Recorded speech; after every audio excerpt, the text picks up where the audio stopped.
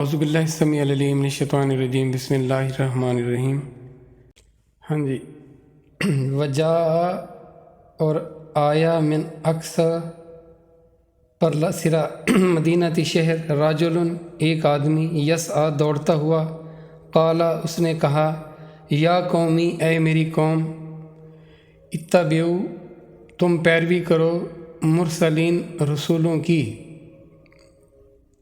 اور آیا شہر کے پرلے سرے سے ایک مرد دوڑتا ہوا، بولا اے قوم، اے میری قوم، چلو راہ پر بھیجے ہوں کی۔ کہ تذکرہ ہو رہا ہے اللہ کے بھیجے ہوں کا۔ تو اللہ نے جو یہاں پہ بیان کیا ہے، اس کا جو اللہ نے کیفیت بیان کی ہے، جو اللہ نے وہ حالت بتائی ہے، وہ کیا ہے؟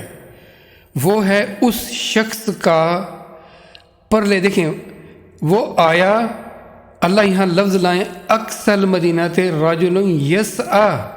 اگر ان لفظوں پر غور کریں تو کیا ہے؟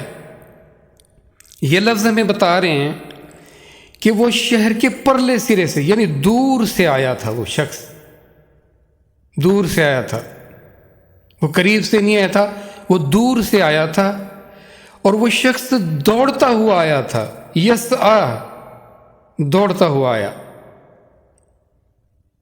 یہ اللہ اس شخص کی ڈسٹینس بتا رہے ہیں اور اس شخص کی کیفیت بتا رہے ہیں، وہ کس حال میں آیا، اس نے کیا کہا، وہ تو واضح ہے، لیکن اس پر ہم ذرا غور کریں کہ اللہ نے اس کی اس دوڑنے کی وہ جو عجلت میں، وہ جو تیزی میں آیا، اور جو ڈسٹینس اس نے ٹریول، جو اس نے طے کیا، وہ بھی اللہ نے بتا دیا۔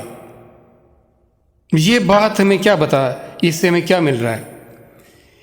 کہ اللہ کے دین کی سربلندی کے لیے اور اللہ کے بھیجے ہوں کا پیغام اس کو تقویت دینے کے لیے تمہیں فاصلہ بھی طے کرنا پڑے تو فاصلے کو نہ دیکھنا، تمہیں بھاگنا پڑے، دوڑنا پڑے تو دوڑ کر آنا، دیر نہ کرنا۔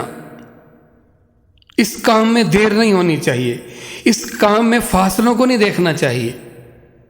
اللہ نے اس شخص کا فاصلہ بھی کہ وہ شہر کے پرلے سرے سے آیا، اسے خبر ملی ہوگی کہ اس طرح رسولوں کی تحقیر کی جا رہی ہے، ان کی تکذیب کی جا رہی ہے، اللہ کے پیغام کو کیا کیا جا رہا ہے، اللہ کے پیغام کو ڈس اون کیا جا رہا ہے۔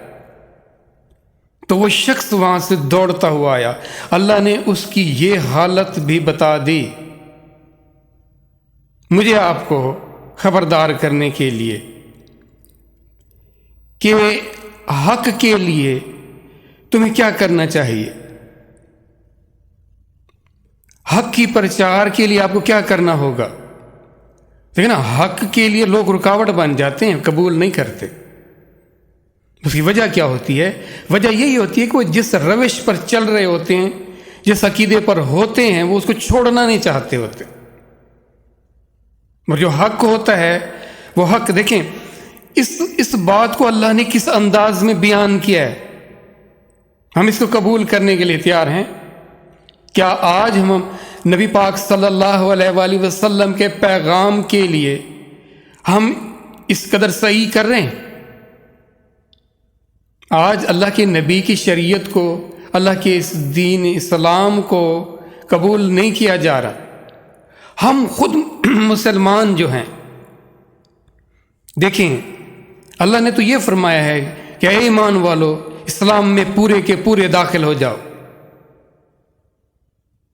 ہمیں تو تکذیب ہی کر رہے ہیں نا، عملی تکذیب، اس کو عملی طور پر غیر اہم قرار دے رہے ہیں اسلام کو۔ اللہ کے نبی کے اس مشن کو کیا ہم نے آگے کنٹینیو رکھا ہوا ہے؟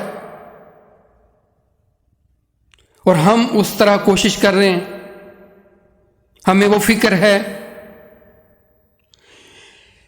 دیکھیں وہاں کیا اس شخص کو پتہ نہیں تھا کہ وہ اللہ کے بھیجے ہوں کو ساتھ کیا ان کو تھریٹ کر رہے ہیں، ان کو کیا دھمکیاں دے رہے ہیں، ان کے ساتھ کیا سلوک روا رکھا ہوا ہے۔ اب وہ کہتا کہ جب اللہ کے رسولوں کے ساتھ انہوں نے یہ کیا، جب اللہ کے رسولوں کی انہوں نے نہیں سنی تو میری کون سنے گا؟ اس شخص نے یہ سوچا۔ ہم دیکھ نا کیسے ہم بہانے بنا کے بیٹھے ہوئے ہیں، کیسے عذر ہم اپنے سامنے ہم نے رکھے ہوئے ہیں۔ اس شخص نے تو یہ نہیں سوچا تھا کہ جو نبیوں کی، جو اللہ کے پیغمبروں کی زبان میں، جو اس کے لب و لہجہ میں جو ان کے ساتھ تاثیر ہوگی وہ میری تو نہیں ہے، میں کون ہوتا ہوں؟ لیکن وہ شخص آیا تھا، دوڑتا ہوا آیا تھا، ٹھیک ہے نا، آگ لگی ہوئی ہو اور اس آگ سے یا ایسا طوفان آ رہا ہو تو جو خیر خواہ ہوتا ہے نا، وہ پھر بیٹھ کے انتظار نہیں کرتا، وہ دیکھتا نہیں ہے، سوچتا نہیں ہے اچھا کیا ہوگا، چھوڑو پرے ان کے حال پر، وہ بھاگتا ہے، وہ دوڑتا ہے کہ میں نے ان کو اس آگ سے، اس طوفان سے بچانا ہے۔ اس نے اس حقانیت کو جان لیا تھا کہ وہ کس بدبختی کا شکار ہو رہے ہیں، وہ کس ظلم کا شکار ہو رہے ہیں، وہ کتنا ظالم ہوئے بیٹھے ہیں۔ وہ دوڑتا ہوا آیا اور ان کو بتایا کہ تم کیا کر رہے ہو، اللہ کے ان بھیجے ہوں کی تباہ کرو۔ اس کا پیغام کیا تھا کہ ان کے پیچھے چلو، ان کے پیچھے چلو، ان کی تباہ کرو۔ تو اس آیت پر اگر غور کریں کہ یہ پیغام کیا مل رہا ہے ہمیں، کس انداز سے مل رہا ہے، اس کی فکر کریں۔